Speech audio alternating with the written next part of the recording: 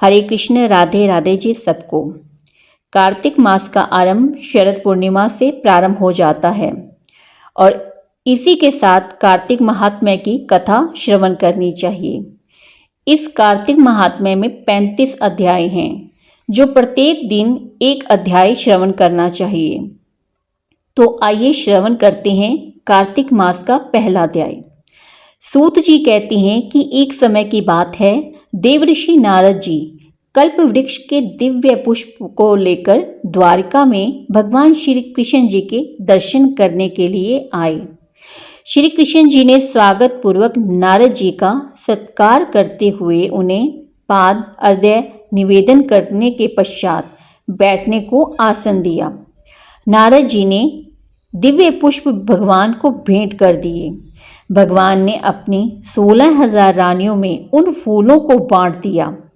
नारद जी के जाने के बाद सत्यभामा ने पूछा कि हे नाथ, मैंने पूर्व जन्म में कौन सा दान तप अथवा व्रत किया था जिससे मैं मृत्यु लोक में जन्म लेकर भी आपकी अर्धांगिनी हुई। भगवान श्री कृष्ण जी ने कहा कि हे प्रिय, एकाग्रचित्त होकर सुनो।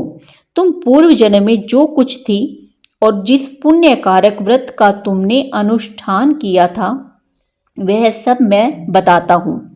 सतयुग के अंत में मायापुरी के भीतर अत्रि कुल में उत्पन्न एक ब्राह्मण रहते थे जो देव शर्मा नाम से प्रसिद्ध थे। वे वेद वेदांगों के पारंगत विद्वान, अतिथि सेवी, सूर्य व्रत के पालन में तत्पर रहने वाले थे। प्रतिदिन सूर्य की आराधना करने के कारण वे साक्षात सूर्य की भांति तेजस्वी जान पड़ते थे। उनकी अव्यवस्था अधिक हो चली थी। ब्राह्मण के कोई पुत्र नहीं था, केवल एक पुत्री थी जिसका नाम गुणवती था। उन्होंने अपने चंद्र नामक शिष्य के साथ उसका विवाह कर दिया। वे उस शिष्य को ही पुत्र की भांति मानते थे और वह जितेंद्रिय शिष्य भी उन्हें पिता के ही तुल्य समझता था। एक दिन वे दोनों गुरु शिष्य कुश और समिधा लाने के लिए गए और हिमालय के शाखाभूत पर्वत के वन में इधर उधर भ्रमण करने लगे। इतने में ही उन्होंने एक भयंकर राक्षस को अपनी ओर आते देखा। उनके सारे अंग भय से कांपने लगे।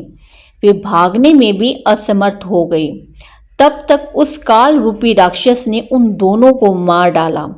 उस क्षेत्र के प्रभाव से तथा स्वयं धर्मात्मा होने के कारण उन दोनों को मेरे पार्षदों ने वैकुंठ धाम में पहुंचा दिया। उन्होंने जो जीवन भर सूर्य पूजन आदि किया था, उस कर्म से मैं उनके ऊपर बहुत संतुष्ट था। सूर्य, शिव, गणेश, विष्णु तथा शक्ति के उपासक भी मुझे ही प्राप्त होते हैं। जैसे वर्षा का जल सब ओर से समुद्र में ही जाता है, उसी प्रकार इन पांचों के उपासक मेरे ही पास आते हैं। मैं एक ही हूँ, तथापि लीला के अनुसार भिन्न भिन्न नाम धारण करके 5 रूपों में प्रकट हुआ हूँ।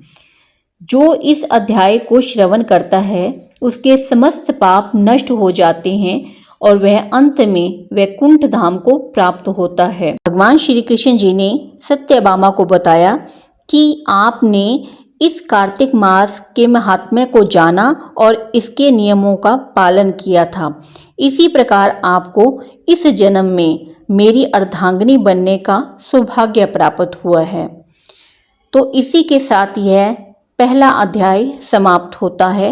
हरि बोल, हरि बोल, हरि बोल। राधे राधे जी सबको।